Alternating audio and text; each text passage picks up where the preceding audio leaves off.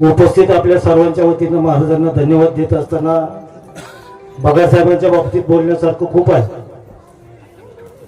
परंतु मला वाटतं शेवटपर्यंत गांधीवादी विचार जे मनापासून ज्यांनी जपले आणि जे जगले अशी माणसं मला वाटतं समाजामध्ये राहिलेली नाही, आणि साहेब गेल्यानंतर त्यांच्या मृत्यूचं राजकारण करणं योग्य नाही.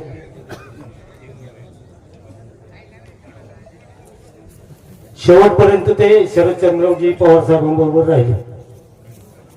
त्यामध्ये तुझभर सुद्धा त्यांनी फरक पडून दिला नाही, आणि निश्चितच मध्यंतरीच्या काळामध्ये अनावधानाने त्यांच्याकडून एखादा शब्द गेला असेल, त्याचं त्यांनी दुसऱ्या दिवशी विश्लेषण सुद्धा केलं होतं की मी शरद पवार साहेब मला असं बोलायचं होतं, परंतु अनावधानाने ते शरददादा बोलल्यामुळं त्यांची क्लिप केली, आणि मला वाटतं बगाड साहेबांना बदनाम करण्याचं काम मध्यंतरीच्या काळात झालेलं आहे. आणि निश्चितच इतिहास या गोष्टीला कधीही माफ करणार नाही. अशा पद्धतीची परिस्थिती अलीकडच्या राजकारणामध्ये आलेली आहे.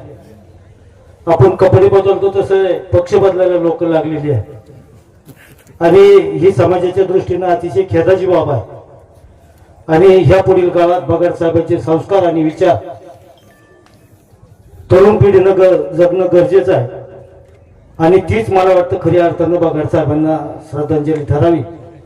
या ठिकाणी गोडे साहेबांच्या दशक्रियेमध्ये सुद्धा त्यांचं स्मारक व्हावं अशी भावना कार्यकर्त्यांनी व्यक्त केली होती, आणि आजच्या दशक्रियेमध्ये सुद्धा बगाड साहेबांचं स्मारक व्हावं अशा पद्धतीची भावना व्यक्त करत असताना मला वाटतं या ठिकाणी आदिवासी भागातील सर्व कार्यकर्ते आहेत. तर आता आपल्याला गोडे साहेबांचं जरी आपण स्मारक करू शकलो नाही तरी दोघांचं एकत्र स्मारक करा. आणि निश्चितच या ठिकाणी आपल्या तालुक्याचे माजी आमदार अतुल शेठ बेनके साहेब हेही उपस्थित आहेत.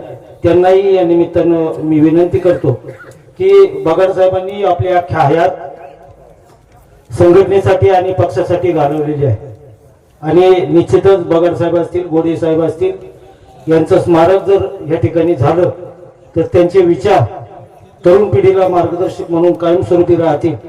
आणि निश्चितच त्यांच्या जाण्यानं त्याचप्रमाणे या ठिकाणी आपल्या राज्याचे उपमुख्यमंत्री अजितदादा पवार साहेब यांचंही मध्यंतरीच्या काळामध्ये विमान अपघातामध्ये दुर्दैवी असं निधन झालेलं आहे.